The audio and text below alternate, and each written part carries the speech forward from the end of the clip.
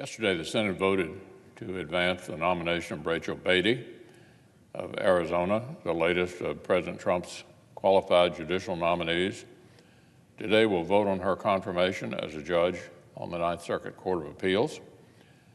Ms. Beatty's nomination comes with the bipartisan support of our colleagues on the Judiciary Committee and a well-qualified rating from the ABA's Standing Committee on the Federal Judiciary. Given that 77 senators voted yesterday to advance this nomination, it's obviously clear to the vast majority of us that the President has made yet another excellent choice for the federal bench. I hope each of my colleagues will join me in voting for Ms. Beatty later today.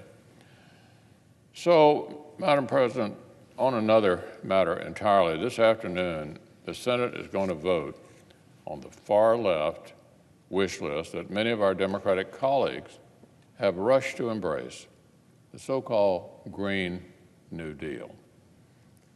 For a relatively sparse resolution, this proposal has already traveled quite a fascinating path in Congress. It originated with the most radical, farthest left members of the new House Democratic majority. The Speaker of the House quickly praised its enthusiasm.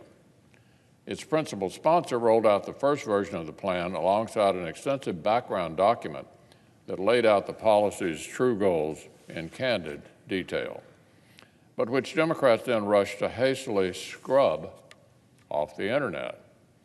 Not exactly an auspicious start, but nevertheless, a number of our Democratic colleagues here in the Senate rushed to embrace it as well. That includes every Democratic senator who is currently running for president has embraced the Green New Deal. Madam President, the energy, the momentum, the defining new voices in today's Democratic Party, they seem to be all in for the Green New Deal. It's ambitious. It captures your imagination, said one current presidential candidate. I'm in all the way, said one of our Senate colleagues who's also running. When asked if the proposal might go too far, another of our Senate colleagues running for president replied on this issue, "You cannot go far enough." So, Madam President, just how far does the proposal go? What exactly is in this thing? What is it?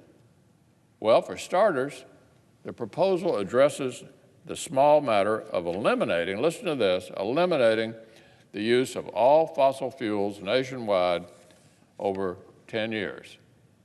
Get rid of it all. This might sound like a neat idea in places like San Francisco or New York, the places that the Democratic Party seems totally focused on these days, but the communities practically everywhere else would be absolutely crushed by this. Killing off entire domestic industries, winding down millions of jobs, basically outlawing the only sources of energy that working class and middle class families can actually afford. By one rough estimate, these steps could lead to a spike in household electricity bills of $300 a month increase in your utility bill. And keep in mind, this is just the warm-up act. While they're at it, our friends on the far left also propose a federally mandated overhaul of every building in America, every building in America. No family home or small business would be safe until it meets Washington bureaucrats' standards of greenness.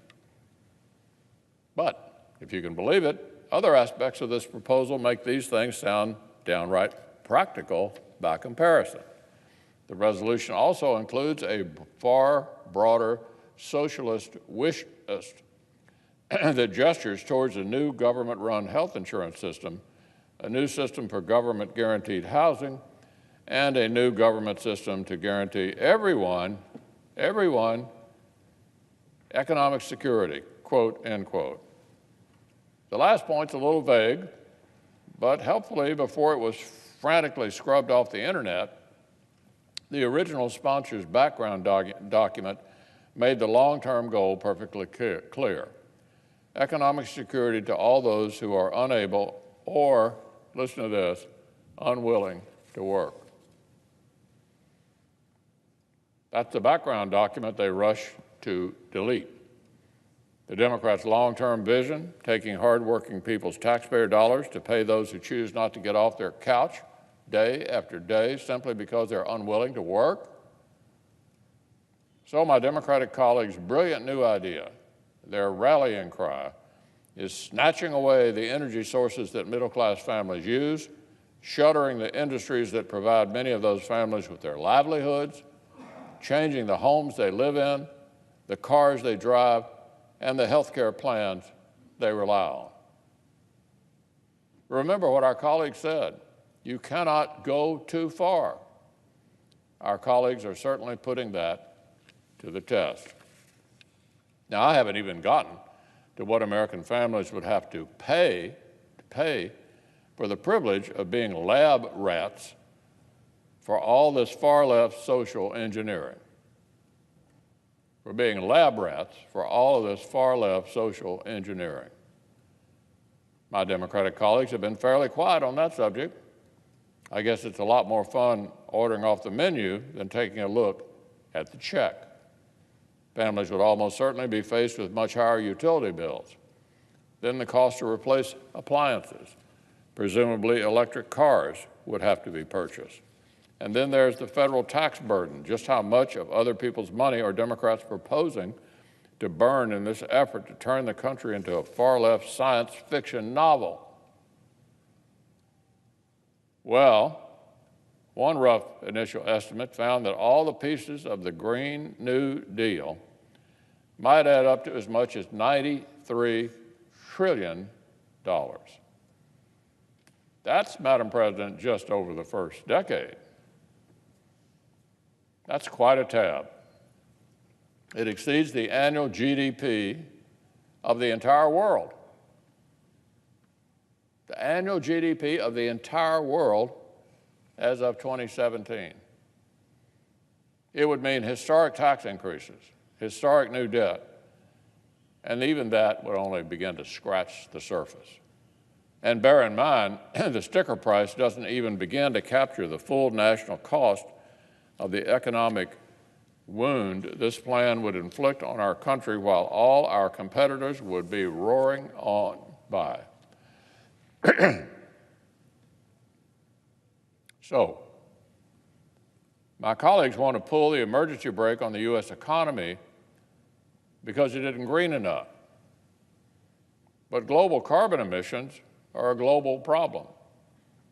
We only produce about 15% of the global total. China already soared past us. They're the world's largest emitter. And in recent years, while U.S. emissions have been actually declining, China's share has been growing fast. We'll certainly get to test out their new economic security payments for those unable or unwilling to work after the Green New Deal drives all of our domestic manufacturing jobs over to China, India, and our other competitors who will gladly gobble up our jobs and continue to emit with reckless ambition. So, my Democratic colleagues have settled on quite an interesting strategy. Maximum pain for American families with no meaningful change in global carbon emissions. Now, since I announced last month that senators would actually have the opportunity to go on record and vote on the socialist wish list, a funny thing has happened.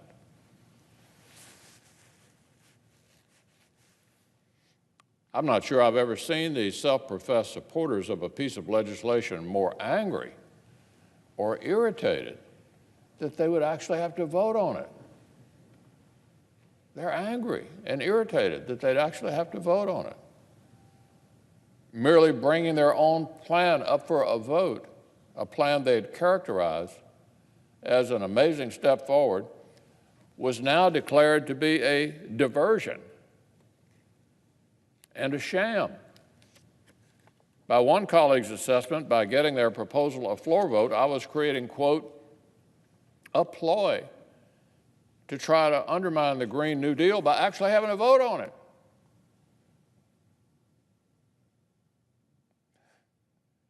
I have to say, Madam President, It's remarkable enough to see a major political party coalesce around a proposal to forcibly remake the entire country according to what's fashionable in Brooklyn and San Francisco. But it's even more stunning to see my colleagues so angry and upset at the opportunity to back up their new philosophy with their votes. What an outrage to actually vote on something we say we're for. Well, later today, we'll see, the American people will see, they will see which of their senators can do the common sense thing and vote no on this destructive socialist daydream. And they'll see which senators are so fully committed to radical left-wing ideology that they can't even vote no on self-inflicted economic ruin that would take a sledgehammer to America's middle class.